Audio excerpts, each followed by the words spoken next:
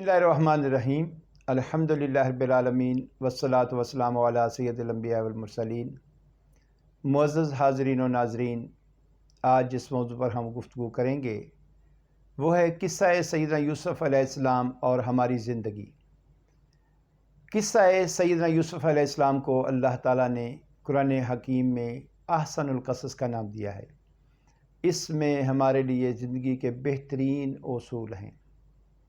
सबसे पहला उसूल तो यह है कि सैयदना याकूब अलैहिस्सलाम अपनी फैमिली के साथ, अपने ख़ानदान के साथ एक खुशगवार ज़िंदगी गुजार रहे होते हैं कि यकायक उनको ख़बर मिलती है कि उनके वो बेटे उनसे जुदा हो गए हैं जो उन्हें सबसे ज़्यादा अज़ीज़ थे, और ख़बर भी क्या मिली कि उन्हें भेड़िया खा गया है। इस मौके पर सैयदना याकूब अलैहिस्सलाम पर जो बीती होगी वो वही शख्स जान सकता है जिसकी औलाद उससे जुदा हो जाए, जिसका बेटा फौत हो जाए। लेकिन इस मौके पर आपने सब्र किया है, और सब्र करने के साथ साथ सिर्फ़ अल्लाह ताला की बारगाह में फ़रियाद की है, और उसमें कहा कि मैं अल्लाह ताला अपनी फ़रियाद सिर्फ़ तेरी बारगाह में करता हूँ और अपना दुख तेरी बारगाह में पेश करता हूँ। इससे हमें ये सबक मिलता है कि जब हम पे कोई बुरा वक्त आ जाए, जब हम पे कोई आजमाइश आ जाए, तो हम उस वक्त गिरियाज़ारी करें, लेकिन अल्लाह ताला की बारगाह में करें, नाशुक्री का कलमा नहीं बोलेंगे। हज़रत याकूब अलैहिस्सलाम उस गम में रोते रहे और आखिरकार फिर उनको मंजिल मिल गई। आखिरकार अल्लाह ताला ने उनकी फ़रियाद सुन ली। अब दूसरी तरफ हज़रत यूसुफ़ अलैहिस्सलाम का देखें कि उनको कुएं में फेंक दिया गया और उनकी ज़िंदगी ख़त्म करने की कोशिश की गई। ये पहली आजमाइश थी। दूसरी फिर आजमाइश ये आई कि ग़ुलाम बनाकर बेच दिए गए, यानी कहाँ वो लाड प्यार की ज़िंदगी गुजारने वाले और कहाँ उनको एक ग़ुलाम की ज़िंदगी बसर करना पड़ी। और फिर एक बेहतर वक्त आया कि एक बादशाह या हुकूमत का एक नुमाइंदा, उसके घर में एक अच्छी ज़िंदगी गुजारने का मौका मिला। लेकिन उसके बाद जो आजमाइश आई वो बहुत बड़ी आजमाइश थी। वो ये थी कि आपके किरदार पर हमला किया गया। एक ऐसी मुक़द्दस हस्ती के लिए शायद जान चली जाए तो इतना दुख ना हो जितना किरदार को दागदार करने की कोशिश की जाए तो दुख होता है। आप पर इल्ज़ाम लगा, बदकारी का इल्ज़ाम लगा और आपको जेल भेज दिया गया, लेकिन आपने वहाँ भी सब्र का दामन नहीं छोड़ा।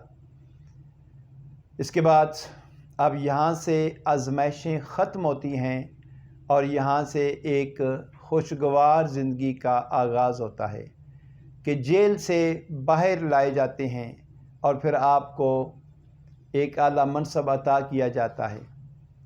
उसके बाद अब जब आपको एक आला मुकाम मिला और आप एक बड़े ओहदे और मनसब पर फायज़ हो गए, तो उस वक्त आपके भाई आपके सामने आते हैं। आपका किरदार देखें कि आपने भाइयों को कुछ नहीं कहा, चाहते तो उनको सज़ा दिलवा सकते थे, इंतकाम ले सकते थे।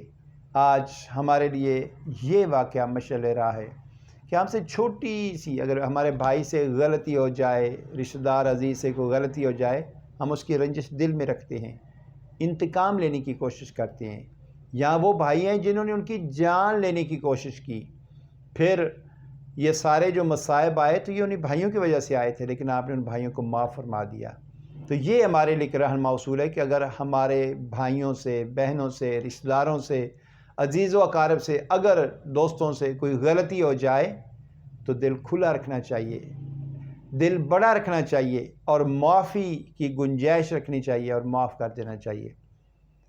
इसके बाद जब आप फिर आपकी मुलाकात होती है और अपने वालिदैन से मिलते हैं तो एक फिर सारी फैमिली इकट्ठी हो जाती है। तो ये वो मकाम है कुरान करीम में, इसीलिए फरमाया गया कि वलनबलवन्नकुम बिशैइन मिनल खौफि वल जुइ व नक्सिन मिनल अम्वालि वल अनफुसि वस्समरात। अल्लाह ताला इरशाद फरमाता है कि हम तुम्हें आज़माएंगे। किस किस चीज़ के ज़रिए? خوف، آپ پہ خوف بھی ہوا، صاف ذرا کہ کنویں میں پھینک دیے گئے، گھر سے جدا کر دیے گئے، پھر جان کا خوف، جان چلی جاتی ہے، رشتہ دار عزیز چلے جاتے ہیں، اللہ تعالیٰ اس کے ذریعے بھی آزماتا ہے، اور مال چلا جاتا ہے، اللہ تعالیٰ اس کے ذریعے بھی آزماتا ہے، اور فرمایا پھر اس طرح کھیتیاں یہ تباہ ہو جاتی ہیں۔ اور اس موقع پر کیا ہونا چاہیے کہ پھر یہ کہ جو صابرین ہوتے ہیں وہ اللہ تعالیٰ کی بارگاہ میں دعا کرتے ہیں، انا للہ و انا الیہ راجعون۔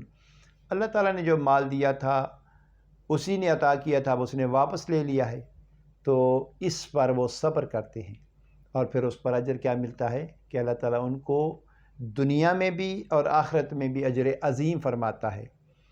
یہ واقعہ ہماری زندگی میں ایک اہم واقعہ ہے کہ زندگی میں انسان پر مصائب آئیں گے، جان کو خطرہ ہوگا، لیکن اس موقع پہ ثابت قدم رہنا ہے، کیونکہ اعتماد اور بھروسہ اللہ تعالیٰ کی ذات پہ ہونا چاہیے۔